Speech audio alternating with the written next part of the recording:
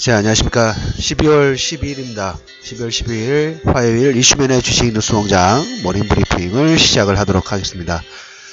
날씨가 한파가 있습니다. 목소리가 좀 약간 걸걸합니다. 감기가 조금 있어서 감기 모두 조심하시고, 자, 12월 12일 이슈맨의 주식 뉴스공장 아침 브리핑을 시작을 하도록 하겠습니다. 어제 해외 쪽에서는 우리가 이제 지난주에 어제 아침 브리핑에서 이런 얘기를 드렸어요. 코스닥이 지난주 5일 동안 하락 부분들이 나왔고, 코스피는 한 3일 정도 변동성. 물론 코스피 3일 정도에서 그 전에 한 이틀 잠깐 반등한 걸 빼면 코스피도 보면 거의 한 7일 이상 하락 나오고, 중간에 이틀 잠깐 반등 나오고 다시 3일 하락 부분 나왔죠. 하락에 대해서 이제 기술적 반등 부분들이 나올 그런 타이밍. 변동성이라는 게 아래로도 나올 수 있고 또 반등이 나올 수도 있죠. 어느 정도는 뭐 조정폭으로는 그 정도가 어느 정도 선행했다고 좀 볼 수 있지 않을까 라는 얘기를 좀 먼저 들어보겠고, 일단 해외 쪽에서는 맨하튼에 테러가 났어요. 테러가 났는데 시장에서 별로 신경을 쓰지 않는 것 같은 그런 느낌 부분이 상당히 좀 강합니다. 그래서 어제 다우지수라든지 그 다음에 나스닥이라든지 다우는 한 0.2% 정도, S&P는 0.3%, 나스닥은 0.5% 정도 반등 부분을 진행했다라는 얘기 좀 드리고, 커머디티에서 유가 같은 경우에 58달러 이제 거의 근접을 하는 것 같아요. 한 번 정도는 60에서 65 정도까지 오버슈팅 부분이 나올 수 있을 것 같아요. 그거 나왔을 경우에는 유가 우리가 말씀을 드렸던 것처럼 65 전후에서 오버슈팅 부분이 나왔을 때는 거기에서 유가 상품 부분들은 한번 차익 부분들을 챙기는 것도 나쁘지 않은 전략이다라는 얘기를 좀 미리 좀 드려보도록 하겠고, 건수는 많죠. 지금 뭐 맨하튼 테라도 있고, 국제 유가 같은 경우에 북해 지금 북해의 파이프라인이 가동 중단 부분들이 좀 됐고, 그 다음에 이제 사우디아라비아가 내년에 그 아시아 쪽이 물량이 있죠. 내년 1월 정도부터 해가지고 아시아 쪽 물량 부분들의 가격 부분들을 좀 일부 상승을 좀 시킵니다. 상승을 시키면서 뭐 관리가 들어가냐면 2017년도인데 2018년도에 이제 아람코 상장 부분들 하반기부터 본격적으로 준비를 좀 할 것 같아요. 그래서 어떻게 보면 아람코 상장의 가장 뒷배경, 자산의 가상 가치의 바로 바로미터 부분들은 유가 부분이죠. 매장량이라든 이런 부분들에도 유가가 어느 정도 반영이 되느냐에 따라서 그래서 지금 아시아 공급 원유 가격도 3년 3개월 만에 최고치 부분들을 만들면서 내년 아람코 상장의 몸 가치, 자산 가치를 불리는 그런 역할 부분들을 좀 진행하고 있다. 그래서 이게 어떻게 보면 하방 경직 부분들을 만들어 놓는다고 말씀을 드렸죠. 40달러 선부터 계속 이 얘기는 계속 드렸어요. 그리고 이게 잘 돼야지만 그 다음에 여러가지 이 돈을 가지고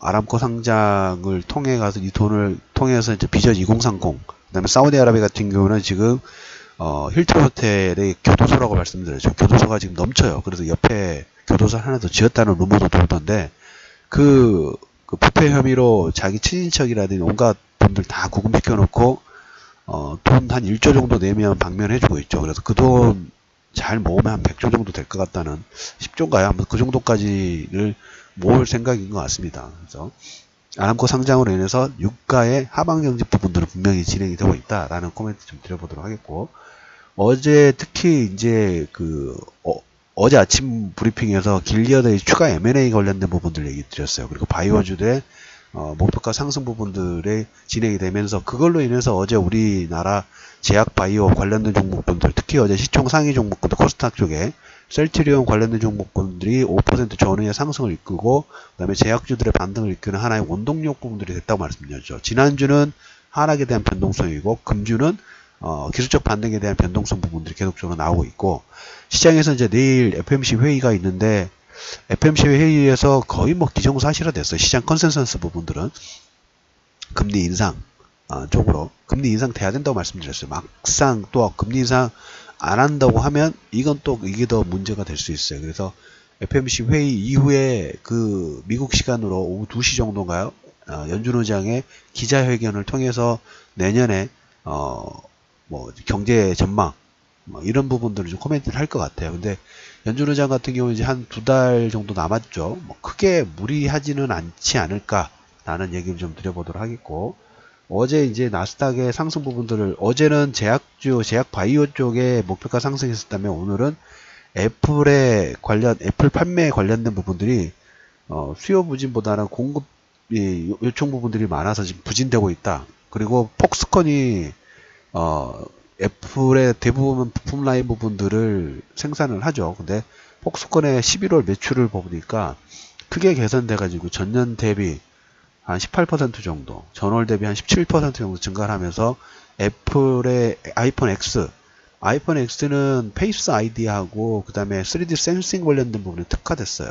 1차적으로 그냥 어떤 캐릭터 부분 만든다 하면 3D 센싱 하면 가상현실 AR 관련된 부분들이죠. 그래서 아이폰 X가 판매가 뭐 좀 확대가 되거나 급진하게 되면 3D 센싱하고 그 다음에 페이스 아이디 관련된 부분들이 LG 이노텍에서 상당히 그 부분을 독점을 하고 있기 때문에 그리고 이 시장 자체가 조금씩 커진다는 하나의 바로미터로 보실 수 있다라는 얘기를 좀 드려보도록 하겠습니다. 그래서 어제 애플 관련된 부분하고 바이오 관련된 종목군들이 나스닥의 추가 반등, 지난주는 하락, 이번 주는 기술적 반등의 변동성, 하락과 상승 부분들의 변동성 부분들을 만드는 큰 역할 부분들 하고 있다라는 얘기 드려보도록 하겠고, 그리고 이제 보시면 어제 나왔던 내용 중에 미래에셋이 그 자기 주식을 이용해 가지고 8조의 진입 가능성 부분들을 얘기를 했고, 그 다음에 이제 어제 이제 정부 정책 부분에서 제2 판교 지금 실리콘밸리 같은 거죠. 판교밸리 1차가 있는데 2차에 적극 조성 관련된 부분들을 얘기를 했고,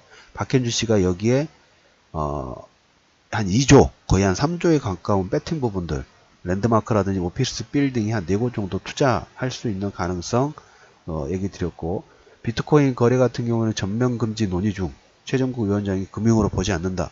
미국은 이제 선물 거래 부분들이 시작이 되는데 우리나라는 금지를 하고 있죠. 그건 어떻게 보면 각 나라의 특성마다 틀려요. 왜?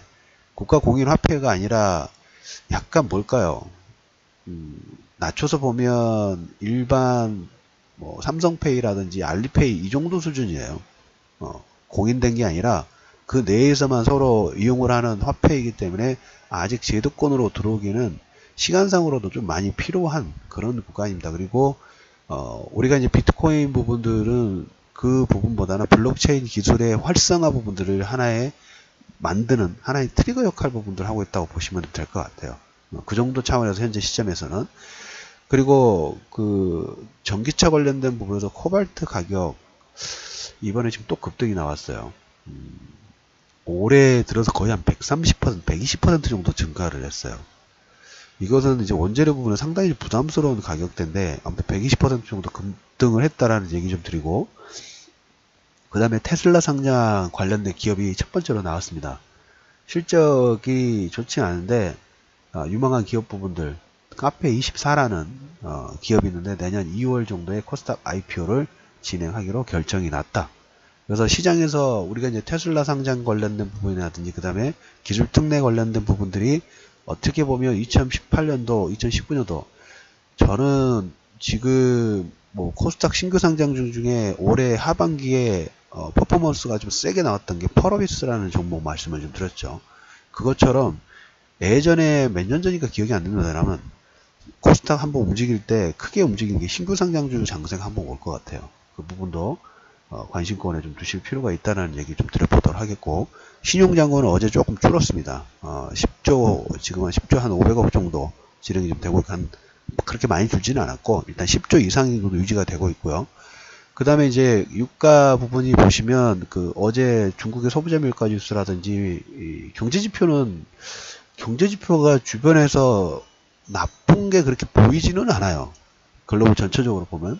단지 올라간 상승감에 대한 피로감이 미리 선반영이 됐고, 피로감 부분들을 이제 그 다음 이제 12월 말이 되면 이제 4, 4분기 실적, 2017년도 전체 실적 관련된 부분들이 내년 1월 달에는 신년효과하고 실적 관련된 부분들이 좀 부각이 되겠죠. 코스닥 기업 부분들의 실적 관련된 부분에서 이런 얘기를 최근에 좀 드렸습니다.